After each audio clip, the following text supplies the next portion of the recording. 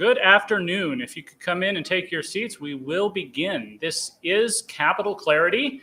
This is our 6th week of the 2023 legislative session.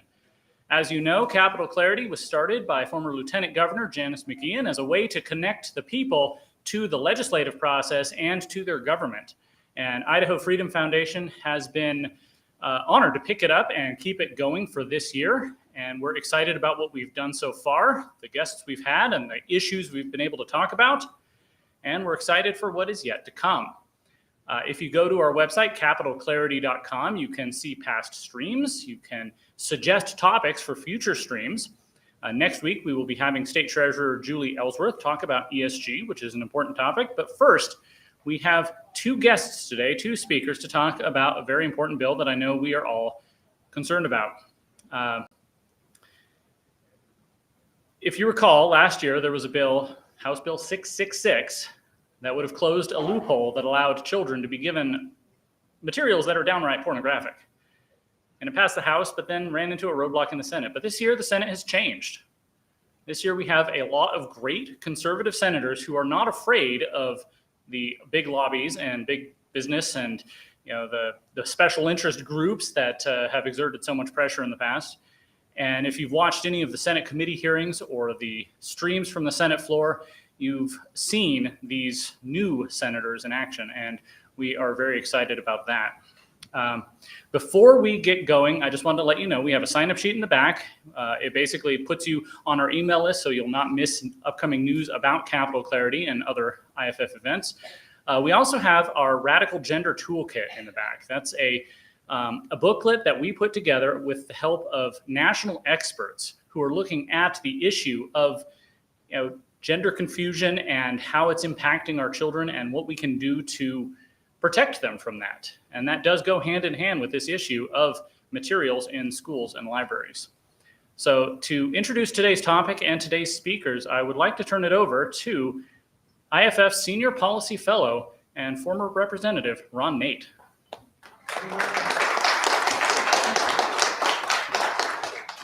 Good afternoon, everyone. Thank you for coming to Capital Clarity again.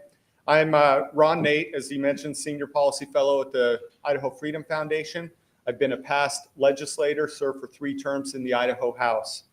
And I'm excited about today's topic because it's very important to protect children in all areas, especially when we're talking about schools and the public life out there.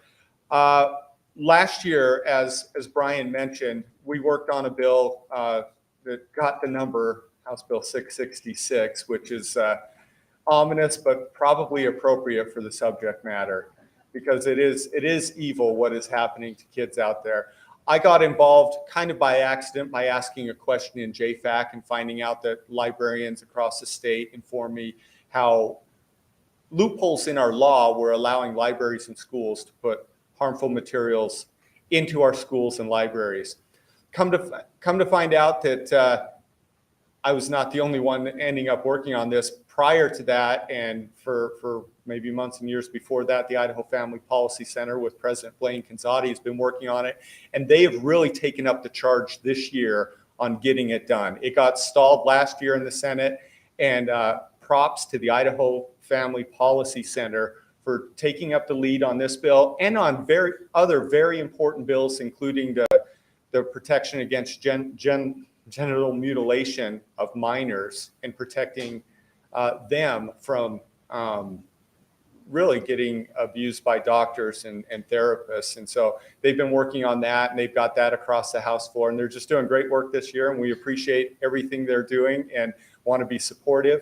And so I want to introduce the president, Blaine Conzatti of the Idaho Family Policy Center, and when she's able to make it down here, Senator Cindy Carlson, who is the lead sponsor on that bill, and they can talk about that bill and other policies. And I'll turn the floor over to you, President.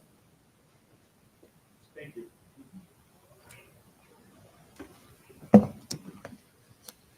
Hello, everyone. My name is Blaine Conzatti. I serve as president of Idaho Family Policy Center.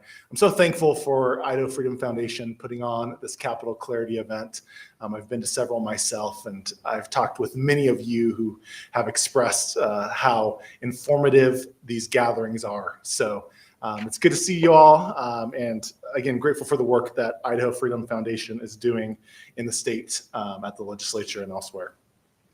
So, and it looks like Senator Carlson is here. I don't know whether I should hand it off to you, but the Children's School and Library Protection Act is a bill that was introduced just a few days ago by Representative Jaron Crane.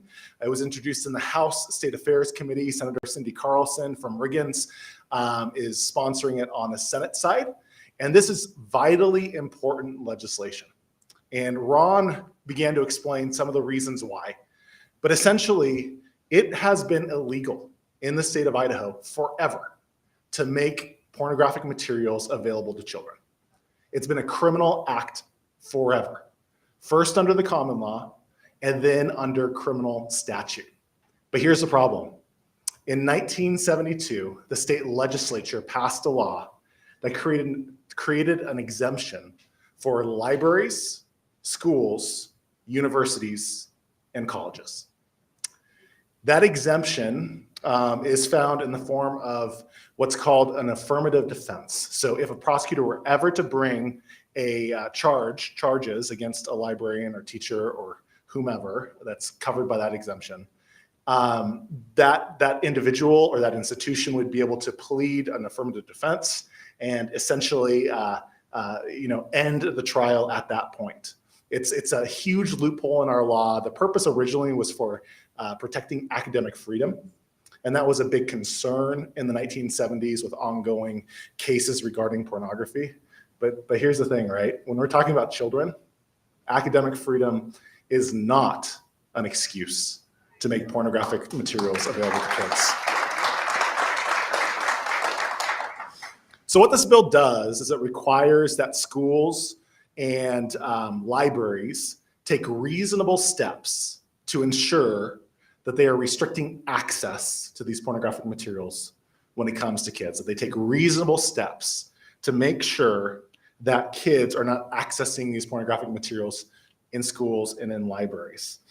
Any minor child, once this bill becomes law, and we're hopeful and we're optimistic that it will, any minor child at that point who would find access pornographic materials at a school or library in violation of this policy would be entitled to bring what's called a civil action, a lawsuit against the school or the university for at least $10,000 in statutory damages, plus any damages for real psychological, emotional, or physical harm. So we're talking about lawsuits that can be very, very expensive, lots of civil liability for the schools and for the libraries. And it's our belief that this is the most effective way to enforce this policy. And that's because no prosecutor wants to be the prosecutor who brings a criminal action against a librarian or a teacher. We can't rely on the prosecutors to enforce these types of laws. They're not doing it right now when it comes to non-library or non-school actors. And so we have to give recourse to the families who have an interest in protecting the innocence of their kids, right? We have to make sure that those families, their parental rights are being protected, and allowing them to bring that civil lawsuit against a school or a library that fails to take reasonable steps to protect those kids from pornographic materials gives recourse, right? It gives an avenue for these parents. And I've talked to so many families throughout the state. I've been speaking throughout the state on this issue. And the one thing I keep hearing from parents, they keep telling me, Blaine, my child found this pornographic book at the library. These images are horrific. Some of the text is horrific. They found this material. I've called up my sheriff. I called up my prosecuting attorney. I've called up the school board, or I've called up the library board of trustees, and there's nothing I can do about it. This bill would give those families an option, right? It would give those families recourse to protect not only their own kids and to recover damages for the harm that was caused, but also to protect other kids as well. Now, nobody is talking about banning any books. The ILA is saying, the Idaho Library Association is saying that this bill would ban books. It would not. All we're saying is that if a book meets the standard that was set by the US Supreme Court for what is obscene as it relates to minors, then the library of the school needs to take reasonable steps to prevent access to children. That's all we're saying. We want the libraries to pull this crap out of the libraries, right? A library should not have pornography in their collections. And most libraries don't, to be honest. But this bill is not requiring them to remove any books. There's no censorship. There's just, if it's obscene for minors, take reasonable steps to restrict that access. And that's something that I think we can all agree with. We did some statewide public opinion polling on a handful of issues that are important to Idaho families. And one of the questions that we asked likely Idaho voters dealt with this issue. So we asked likely Idaho voters, do you believe that schools and community libraries should keep pornographic material away from minor children? Guess what? Almost 75% of likely Idaho voters agreed with that statement. We have a supermajority of Idahoans who agree with us on this issue.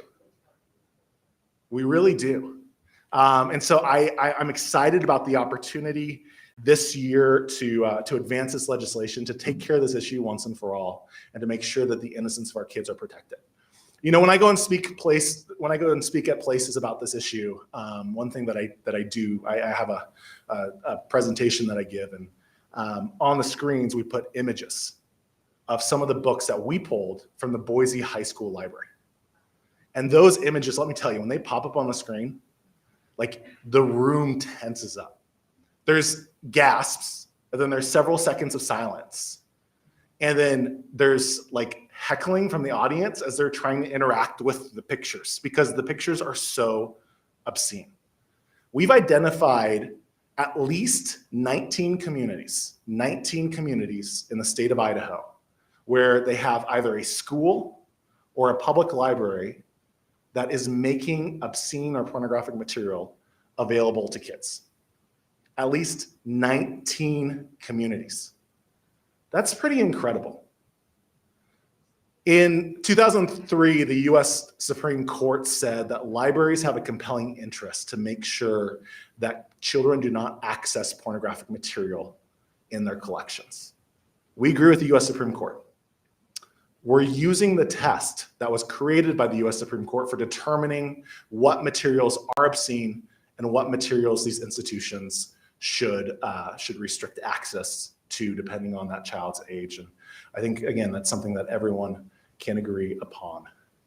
I'm happy to pass it off to the Senator Carlson, who's sponsoring this legislation, and I'm sure after she speaks, we can take questions as well. Thank you, guys.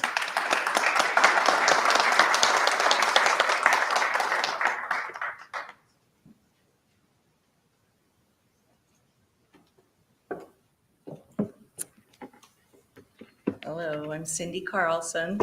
I'm from District 7.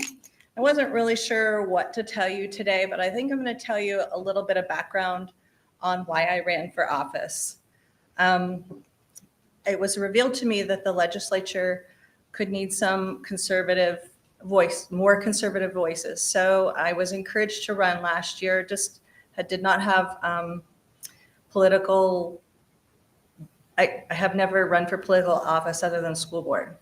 So I decided to run for the seat of a senator that was not voting for good education bills. So as I started running, some issues happened in my community. And one of them was a little girl from the grade school in my town brought home a book and told her mother about it. She said, there's things in there. I don't, you might want to look at it. Her mother looked at it, took it to the school board, and had to go to like 2 or 3 meetings. I don't have the exact facts, but there was several meetings in our community that were held, and they, this mom and her daughter have been attacked, and they said this book is fine. It should be. It's fine to be in the school. In fact, they removed the book for a while, and they found 3 or 4 other copies in the school. And parents, not the school district. So this mother has been through lots of drama, lots of Facebook horrible posts about her and her daughter. She now homeschools her daughter, and my community is still denying at this point in time that these books are in our school. Kids have access to them in the library, which they do not check that many books out, but they also have access to any book that a teacher provides in their classroom. Originally, we tried to get them to change the book policy, put these books that are obscene or harmful to certain age groups on a different shelf. The school district has chosen to not do this, and they continue to ignore what's going on. Well, as of lately, they have stated that they will not make a move until the legislature takes a stand. Some superintendents a couple weeks ago, maybe last week, superintendents from the 5 regions of our state stated publicly in House Education and Senate Education Committee meetings that they need the state to take a stand on these controversial policies. We have several policies, social policies that are just a mess in our schools. So that being said, I came here, I ran on getting rid of the crap in our schools and protecting our kids. So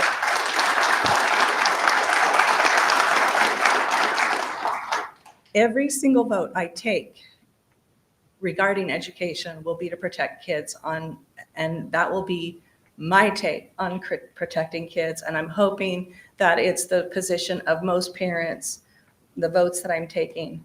I want you to actually see that these books exist.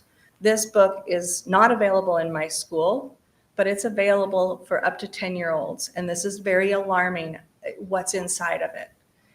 If you don't believe it exists, it's there. What's the title? It's perfectly normal. This one is in the public library in the Treasure Valley. We've noticed this one. It's called Let's Talk About It. This is the most alarming book I've seen. This one, Me, Earl, and the Dying Girl. This one is for more of it's no pictures, just a book to read. And if you were to read the tagged areas, you would be appalled. Most people would be appalled. The problem is there's a lot of people who are not appalled by this, and they think that it's okay my position is, let's stick to arithmetic and reading and traditional values. Let's stick to that. Let's let these parents, if they want these kids to have access to these books, let's allow them to pull them off the shelf, but let's not them be available to every other student. Let's give the parents and the kids a choice. I would like to open it up for questions because I think probably most of you have more questions about the bill. So maybe Blaine and I could tag team on that. So questions? Mr. Murphy. Danny Murphy here. I got a comment and then a question about the bill. Now, if I was to take these books and see little Johnny and Mary on the Capitol steps, and I didn't know them or whatever, and I just start going through them, old lady county sheriff come and arrest me. Why can't they arrest the teachers? I mean, I know you talked about the prosecutors.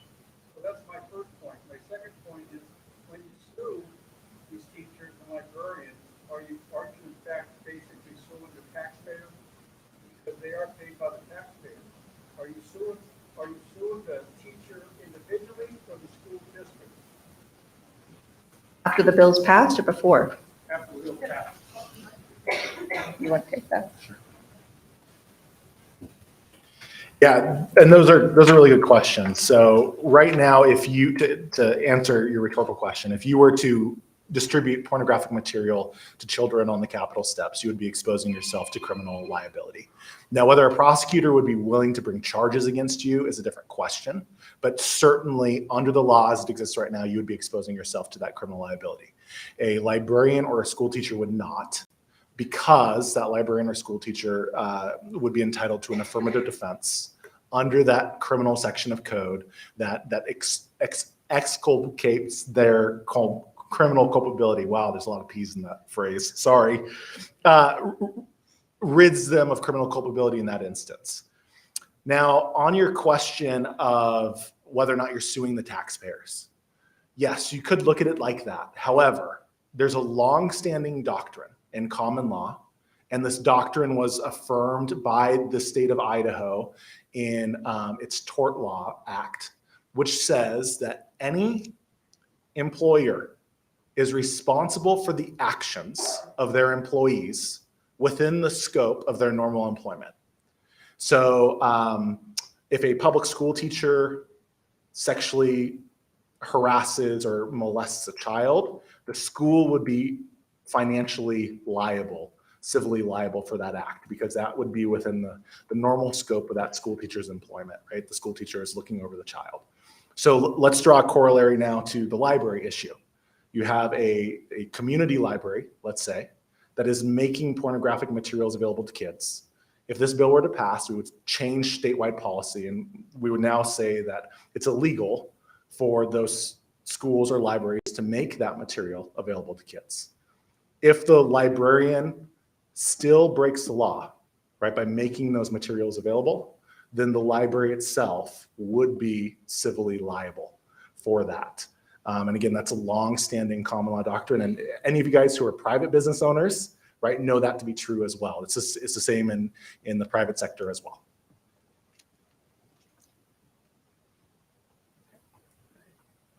Thank you for coming and spending your time here.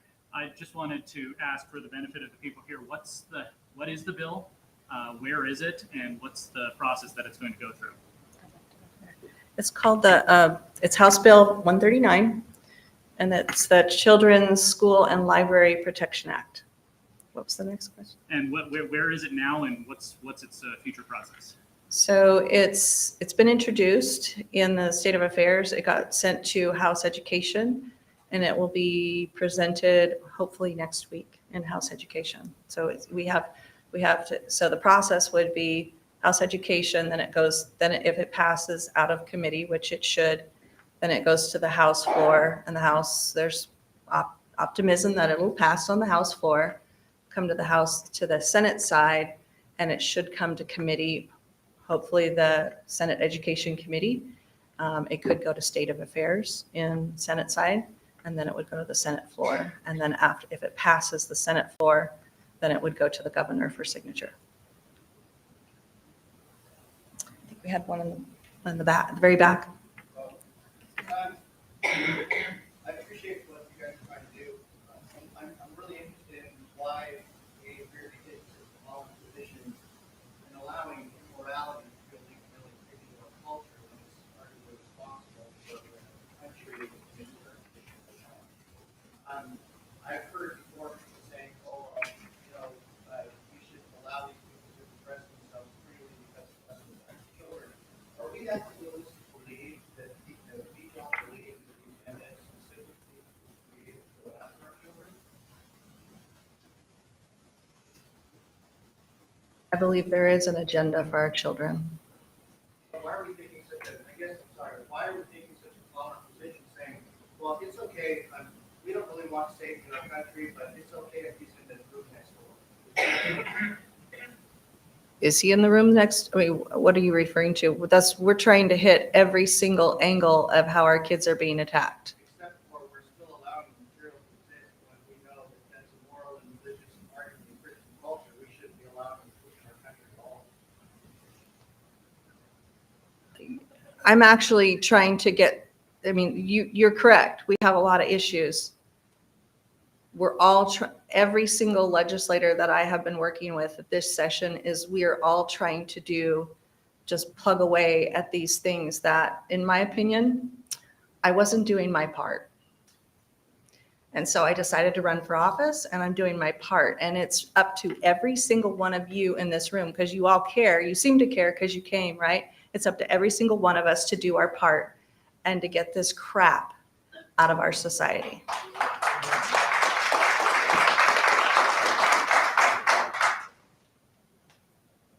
Right here, perhaps. I appreciate that.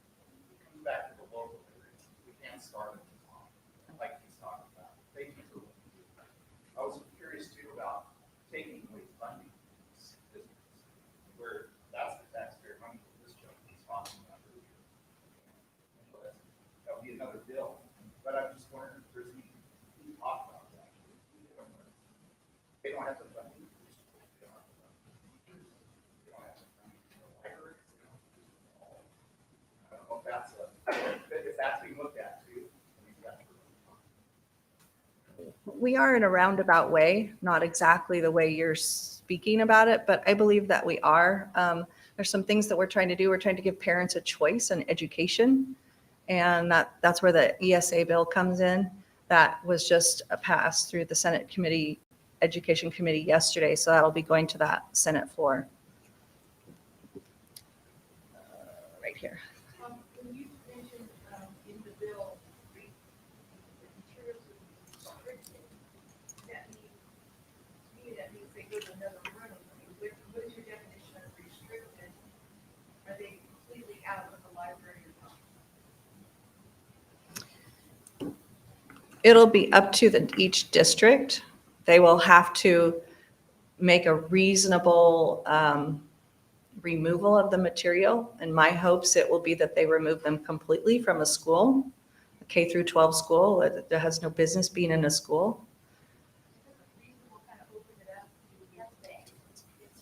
Yeah, and Blaine is really good at qualifying that, so he's going to answer that. Yeah, so let me quickly just read the policy that we're creating with House Bill 139. From the bill itself, 6603. A school or public library or agent thereof shall not promote, give, or make available to a minor harmful material. So we are prohibiting the distribution of harmful material to kids. Now, the question is, how do we enforce that? And as I said earlier, we have that civil, the civil action that's created that allows families whose children were exposed to this harmful material to file a lawsuit against the school or the library. And then at that point, it is up to the jury to decide whether the steps that the library or the school took to comply with this policy were reasonable steps. That reasonable standard is going to be used in almost every civil lawsuit that goes through our civil courts. So there's nothing new about that reasonable standard. It's the standard that the judge would give instructions to the jury on how to decide whether or not there is true legal culpability for the school or the library. So here's an example. Let's say that the library doesn't remove these books entirely, but they set them behind a counter, and the area behind the counter is locked, and the kid breaks in after hours and removes one of these books. In that case, the jury would probably say the library took reasonable steps, right, to make sure, even though the kid ended up getting it, it's not because the library itself was negligent. So there are those sorts of scenarios that we have to account for whenever we're dealing with a civil lawsuit that's dealt with in a civil court.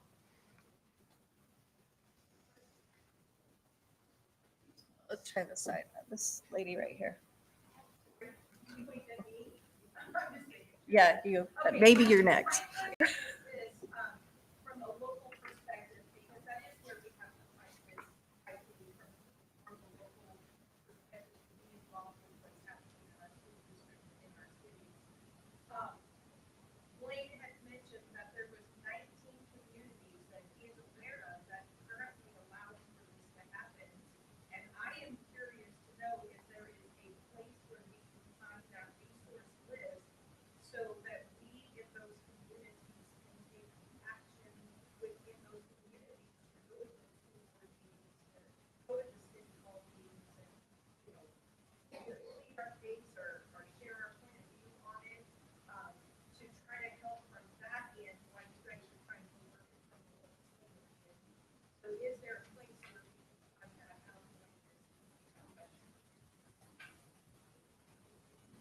you want to do that? So we have the list of those communities. These are, we've gone through the databases. We've gone through the databases in those communities and have confirmed that books we believe meet the U.S. Supreme Court standard for harmful material, that those books are carried in those schools or libraries. What we can do is we can publish that on our website. So maybe by Friday, but definitely by Monday, idahofamily.org, and we'll put up that list for sure by Monday. That'd be great.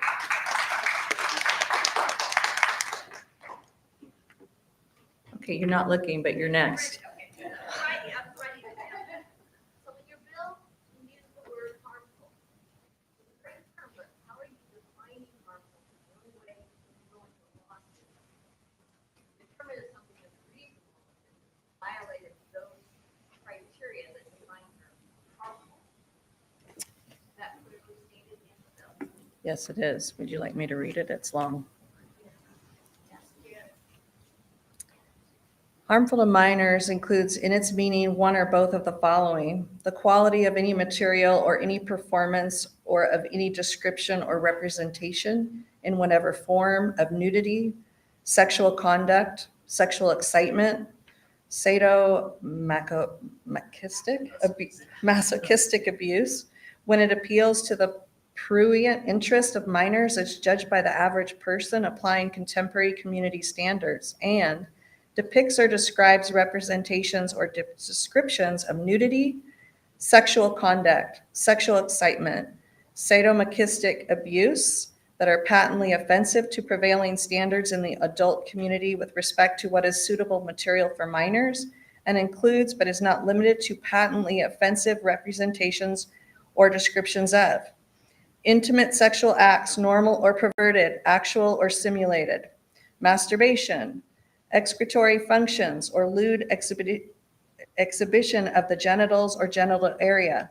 Nothing in this section is intended to include or prescribe any manner that, when considered as a whole and in the context in which it is used, possesses serious literary, artistic, political, or scientific value for minors, according to prevailing standards in the adult community with respect to what is suitable for minors.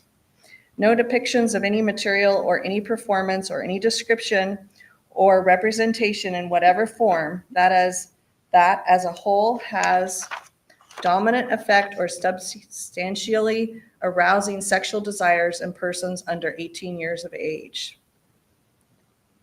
And just so that you guys all know, that is the Miller test that was promulgated by the U.S. Supreme Court in 1973 for determining obscenity. And then this is modified as to minors, right? Whether or not the community standards in any local community, the people there would believe that this material in question is harmful to minors according to this three-pronged test.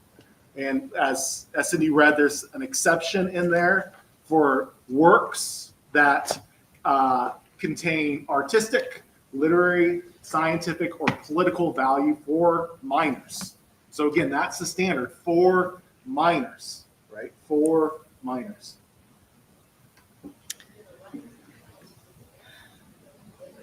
The very back. Okay, thank you for bringing forth this bill.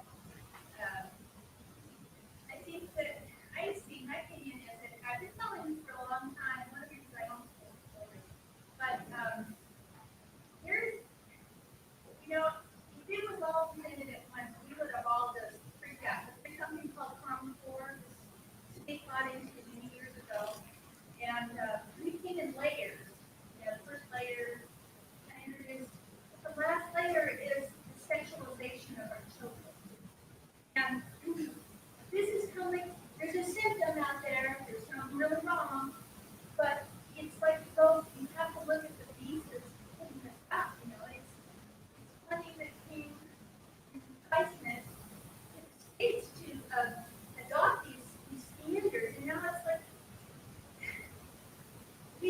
we're showing pornographic literature in the classroom and in the school libraries and the public libraries, places that we always considered safe zones. So are you addressing the whole picture as far as access in the public libraries, school libraries, and the classroom with the film? Yes. We did not address universities with this bill, but we did public libraries and schools. Well, wherever children matter. Yes. And that's good. It's good to do this because we have to raise awareness that this is long in coming. Okay, other states have been dealing with this too, but now it's our turn. So we have to really look at this curriculum and say, it is good bad. It's bad because the kids are showing themselves now. Yeah, so bad that some people think it's normal. Okay, let's do this this question over here.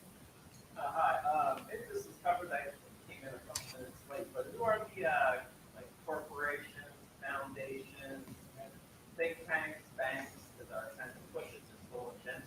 This is obviously organized in every town, it's the same thing. Me, when I see some of these posters, when I go to the coffee shop, you have the same corporations that doling out money in this building all over the place are promoting all this stuff that we're have to now make a new law. Who are these? And why are they allowed to do this? There's already existing laws. Yeah, that's a good question. So if you couldn't hear, he asked, who is pushing this pornographic material to our kids? And the answer to that is, especially when it comes to libraries, it's the American Library Association. So the American Library Association has sued the federal government 3 times to try to establish a judicially given right for libraries to make pornography available to minors.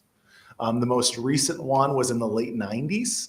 So in 1998, Congress passed a law called the Children's Internet Protection Act that required libraries to put porn filters on computers that had internet access.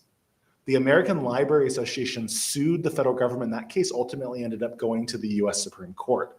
And the US Supreme Court in that case said, no, libraries do not have a First Amendment right to make pornography available to minors. In fact, there is a compelling interest for libraries to prevent children from accessing pornography. The American Library Association recently, within the last 5 years, issued a policy statement on First Amendment expression, pornography, and children. And listen to what they have to say. This is a quote from that statement. The American Library Association opposes all attempts to restrict access to library services, materials, and facilities based on the age of library users. And again, they're talking about pornography. Libraries and library governing bodies should not use rating systems or any other means to inhibit a minor's access to materials. Again, they're talking about pornography is included in the types of materials they're talking about. Lack of access can be harmful to minors. So restricting a child's access to pornographic materials at your local library, that restriction could be harmful. Not the pornography itself, but the restriction. So yeah, the American Library Association has fought hard, and every year they have a banned books month. And some of the books that they push in their banned books month is this huge event that they have at local libraries. Some of those books are pornographic materials. So that's one major player who is pushing this agenda at our libraries.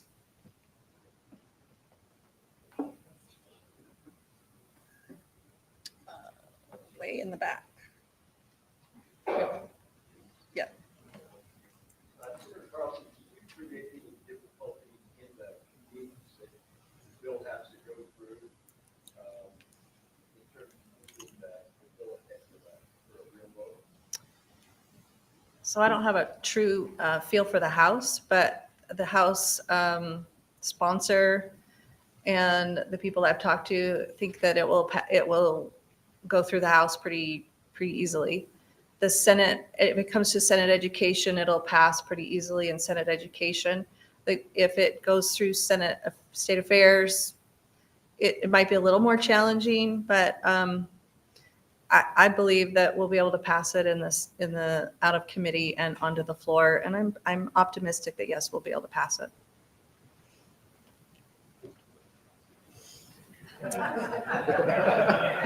Go ahead. You were talking about banned books. What about a school that has a book fair where they take the kids away and at this book fair they've got a banned book section?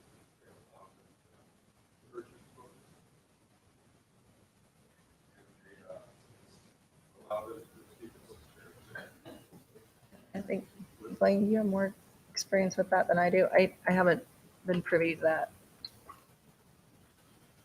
Yeah, so we saw this in Nampa after the Nampa School Board restricted access to a couple dozen books, and there were local bookstores that purchased or asked for donations of these banned books and made those books available to the minors.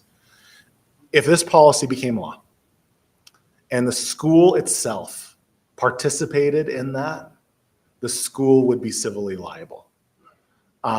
If the school promotes those banned books to the children, and we're talking about obscene books, right? Not all the banned books in Banned Books Month are obscene, but some of them are. If the school or the library promotes those books to kids that are obscene, then they would be civilly liable.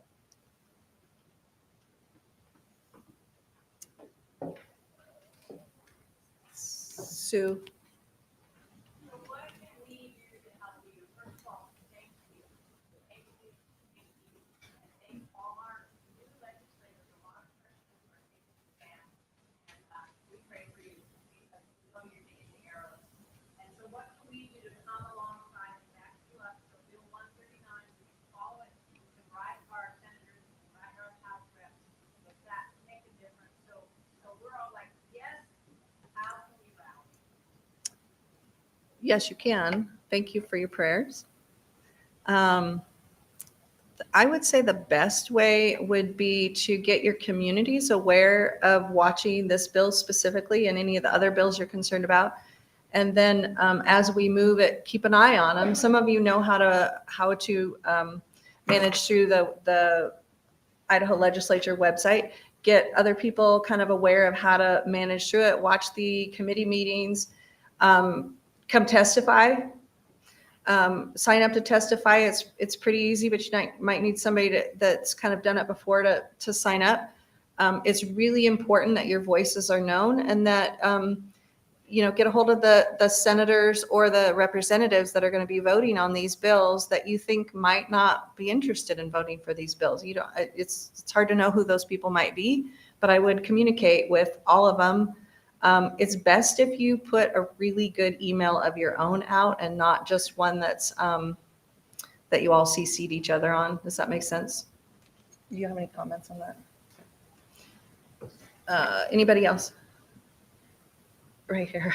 I'll take you next. Senator Carlson, one of the things that is, in my observation, is the next shoe to drop is going to be protecting the parents from the school board. Is there anything in the works in the legislative level that would protect parents that could go and want to take issue with these issues and get thrashed by the school board?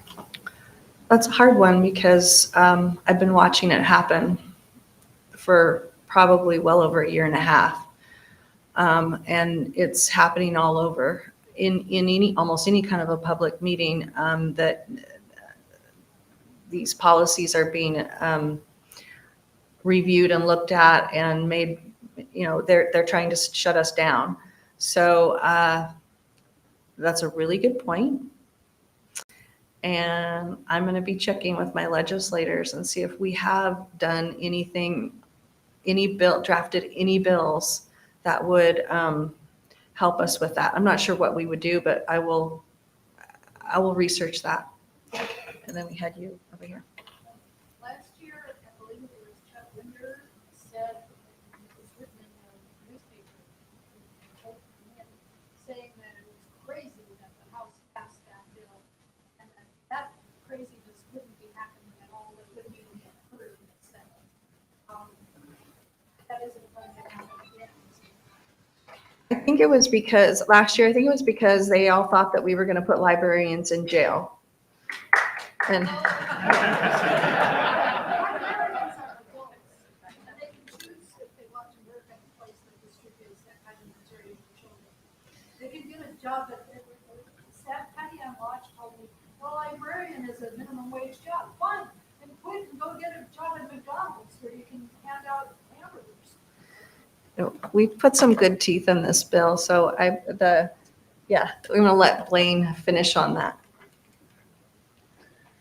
Yeah, so again, it's our perspective that the best way to enforce this policy, this prohibition on distributing material harmful to minors is through that civil cause of action. And the reason that we've come to that conclusion is because we've had discussions with various prosecuting attorneys in the state. And we've learned that the material harmful to minors criminal section of code that's already in existence, so like let's say you have a 7-Eleven clerk who sells pornography to kids, that section isn't being enforced criminally. The prosecuting attorneys want nothing to do with it. So we have to find a way to give an avenue for families to hold these schools and these libraries accountable. We believe that the civil cause of action in this legislation that includes statutory damages of $10,000 per incident, as well as attorney's fees, court costs, and other actual harm that's suffered by the child, will be a very strong incentive for those schools and for those libraries. I mean, we're talking about, once it's all said and done, these lawsuits are probably going to cost between $25,000 to $100,000 per incident, right? You have a couple of those, and that's going to be a significant hit to the school district or the library district's budget. One other thing that another story I want to tell really quickly about how bad these materials are. I forgot to mention this earlier, but this is just priceless. When this bill, or a previous version of this bill rather, was being considered last year, Representative Chad Christensen from Eastern Idaho posted some of the pictures that had been scanned from books available at high school libraries. He posted those pictures on Facebook. Guess what Facebook did to him? They threw him in Facebook jail for distributing pornography. If it's too pornographic for Facebook, it's probably too pornographic for our kids at taxpayer-funded schools and libraries. So I thought you guys wouldn't, I mean, like seriously, that's what we're talking about, right? Material that's so pornographic you cannot share it on Facebook, and yet a kid could pull it down from a high school or a middle school library. I mean, that's crazy. Okay, go ahead. Hi, glad you're here, so glad you're here. I use the Garden City Public Library, and I'm in there quite often. And they have a computer section, and they were all used because we were good. So I asked them, do you have more? They said, yeah, go in the children's section. So I go, which is tucked away, like an alcove to the side. I got in there, and what do I find on the computer? Some shocking, obscene pornography. And I just was astounded. And I went to the children's library, and I looked at that. And she didn't do anything. And I said, aren't you going to do anything about that? And she finally, I wasn't sure how to turn off that computer. I'm still learning computers. So, but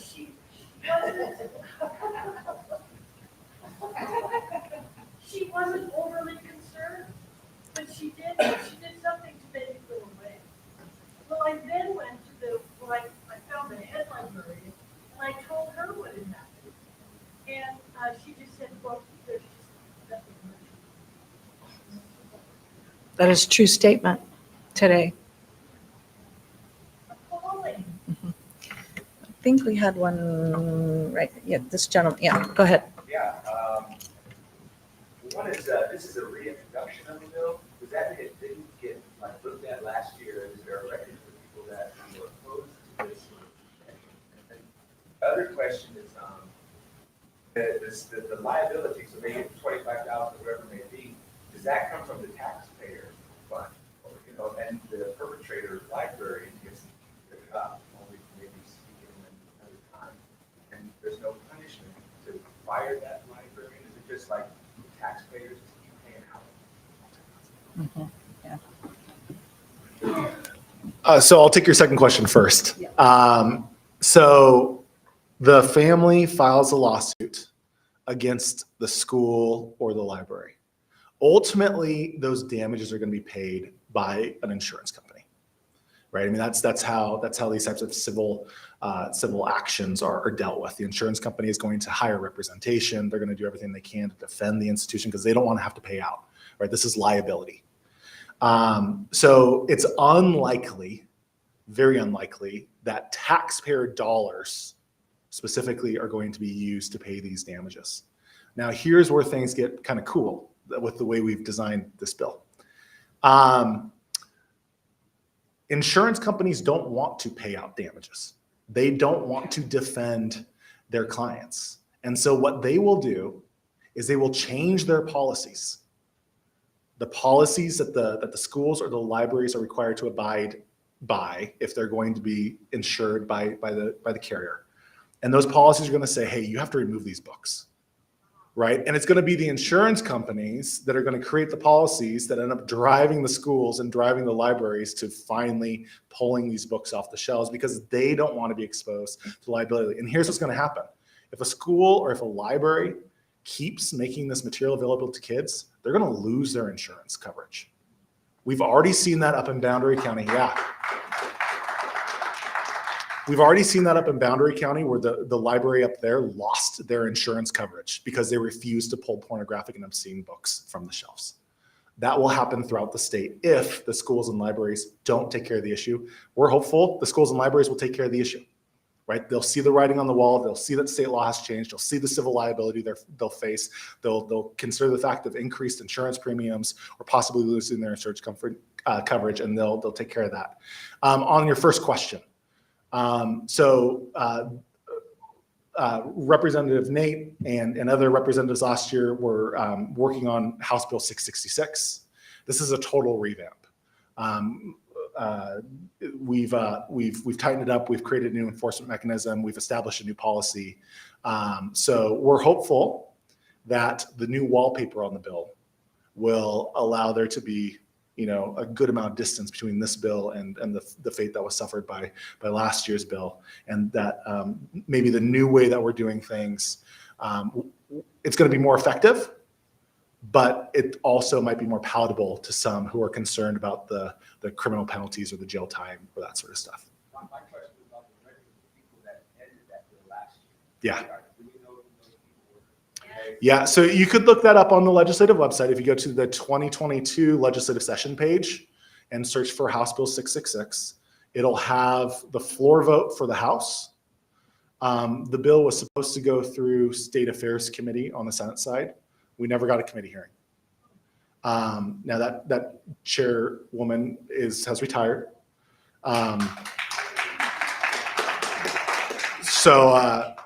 Again, we're hopeful that things are going to be different this year. We're optimistic and we're expecting success on this issue.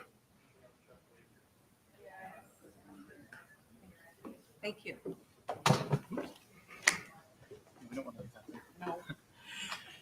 Thank you, Senator Carlson and Mr. Conzatti.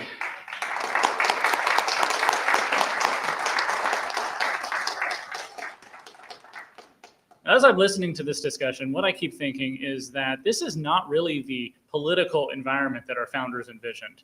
If you'd gone back to the late 1700s and there was someone passing out, pornographic materials to children, the community would have taken care of that problem. And the idea that we have to come in here and work with our legislature to make laws to protect our children from these out in public spaces, the public square, community libraries and schools, is honestly absurd, but that is the world we live in. And so that is the challenge we face. And that is why we have to continue to stay involved. That's why we need to continue to communicate with our legislators and make these things happen. Because if we withdraw, if we just go back to our lives, ignore the whole thing, cover our faces, stick our heads in the sand, then it's only going to get worse. So I thank you all for coming. Go to capitalclarity.com to watch this stream, watch previous streams, suggest future topics for us. And let's keep up the good fight. Thank you. Have a great day.